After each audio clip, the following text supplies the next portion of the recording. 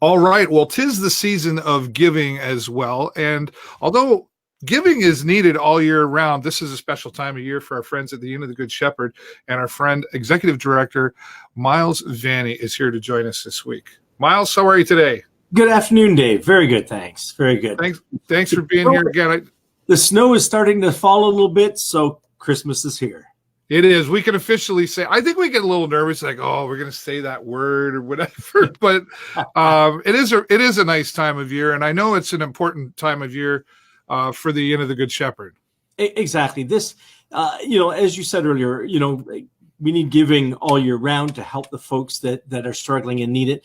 But the Christmas season is our number one season. And we'll hopefully raise about 40% of all our donations in this Christmas season, both food and financial. So that makes it so important for us, and lots of opportunities in this community to be able to do that, to give and to share.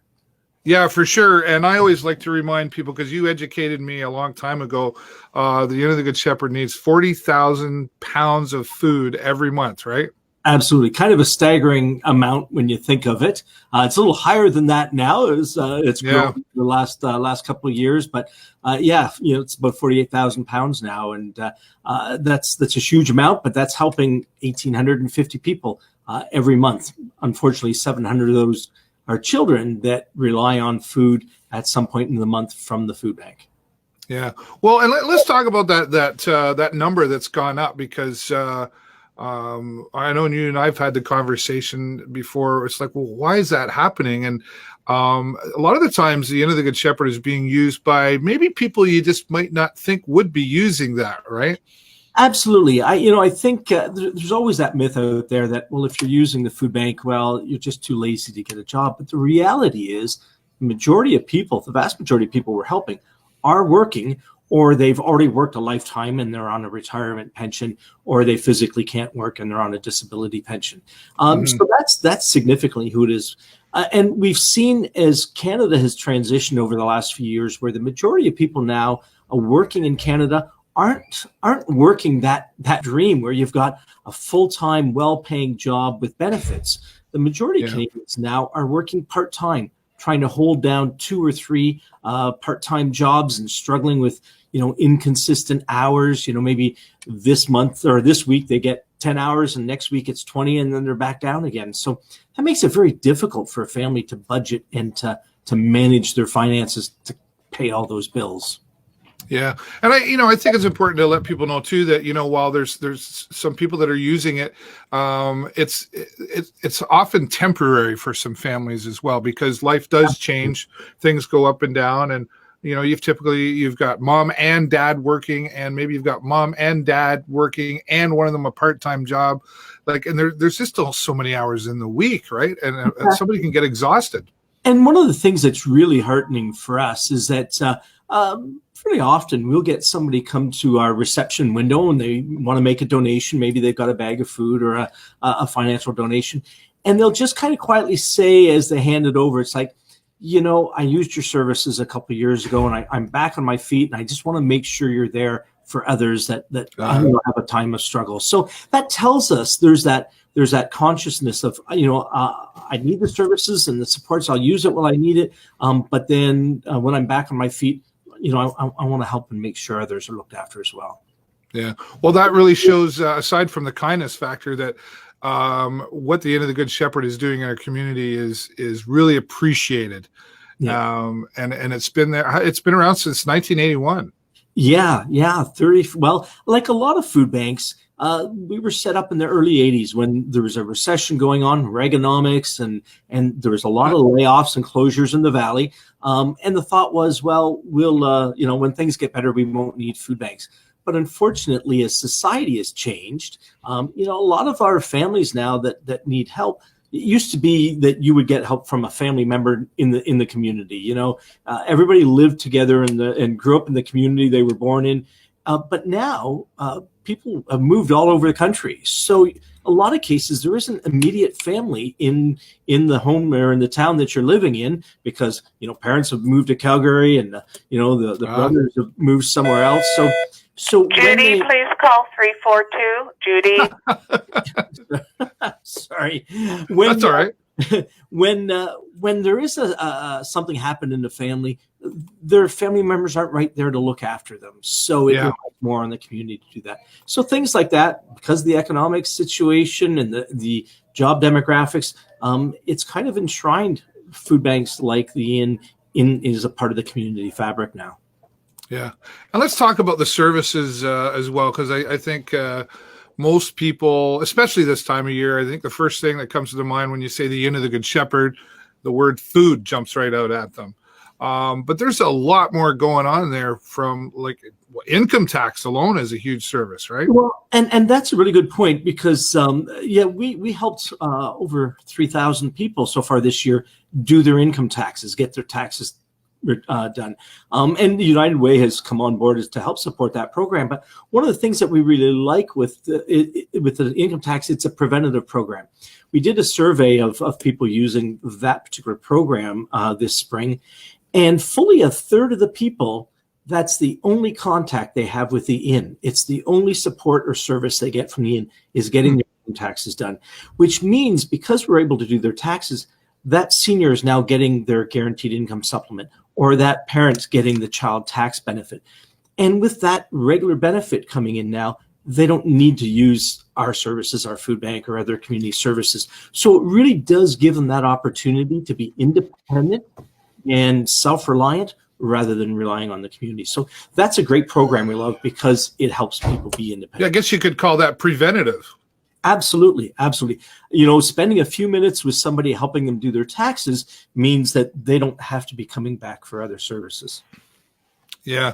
And it is important because, well, I mean, depending on your situation, of course, but I mean, that kind of thing can, I don't know about you, but it can be confusing to understand. And have you ever tried to do it yourself? Yeah. And who has the time or the confusion with the forms and the numbers and all that sort of stuff. And it's very difficult. They don't have access to a computer to e-file it, that sort of thing. So a little bit of, and we've got a great team of volunteers that help in that program, but it has a huge impact for people.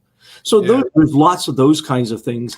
We have all our Christmas programs right now. We do an adopt-a family. So for those families that, they just know they're not going to get much of a opportunity to have Christmas for their kids, lots of pressure on parents this season to provide.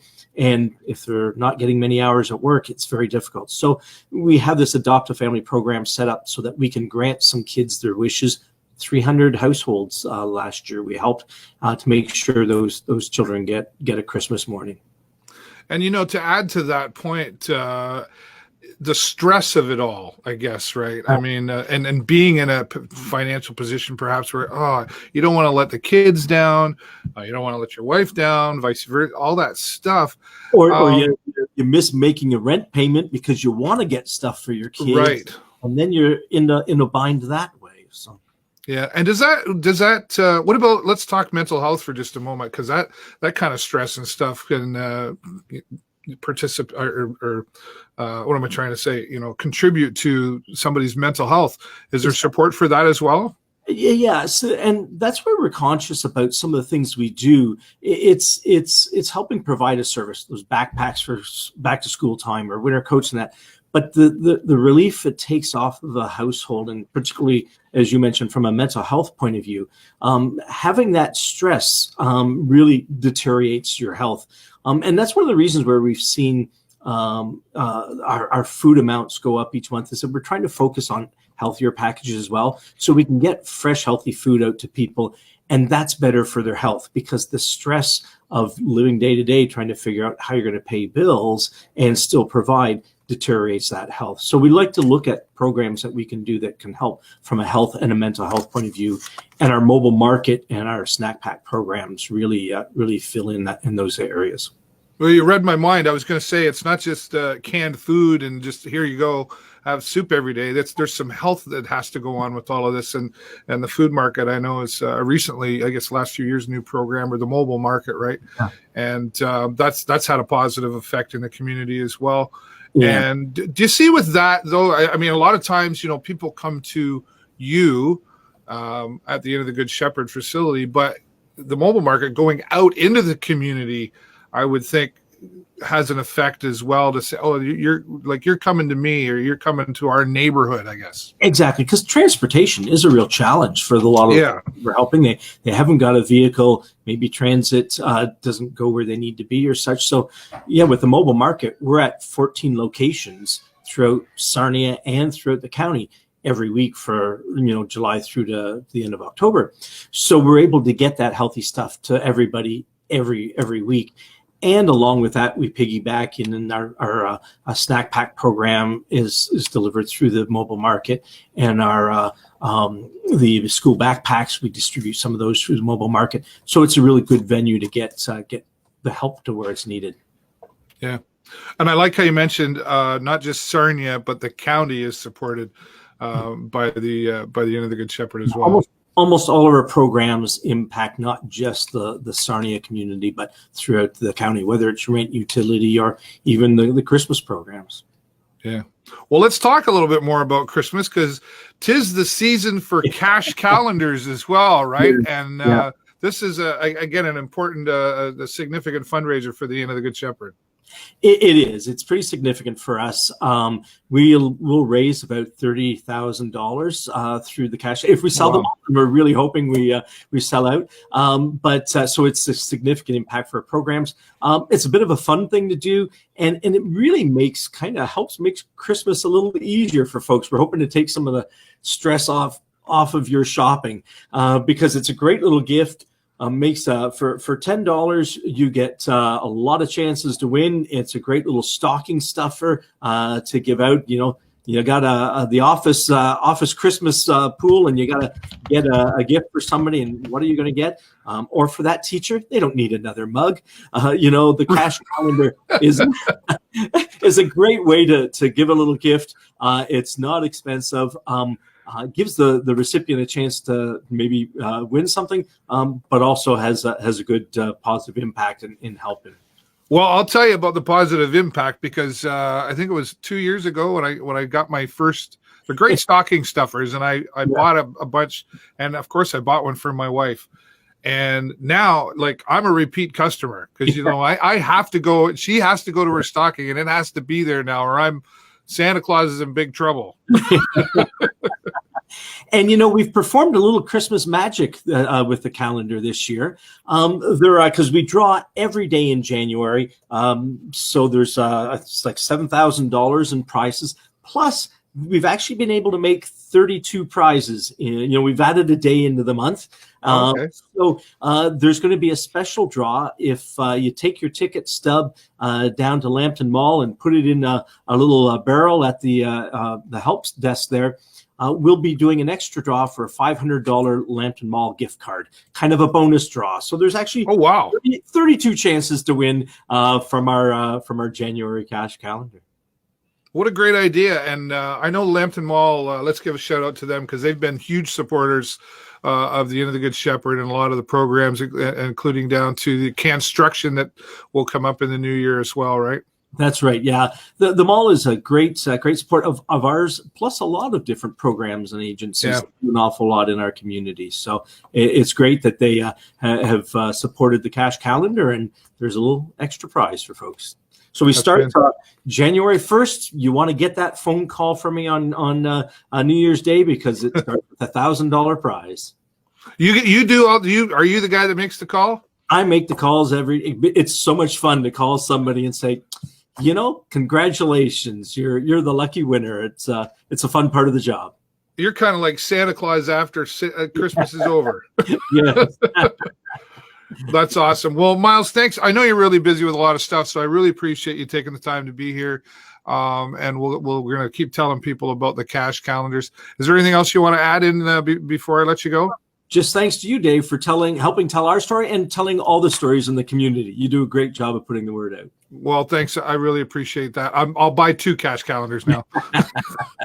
Miles Rainey, once again, thanks for being here. Thanks.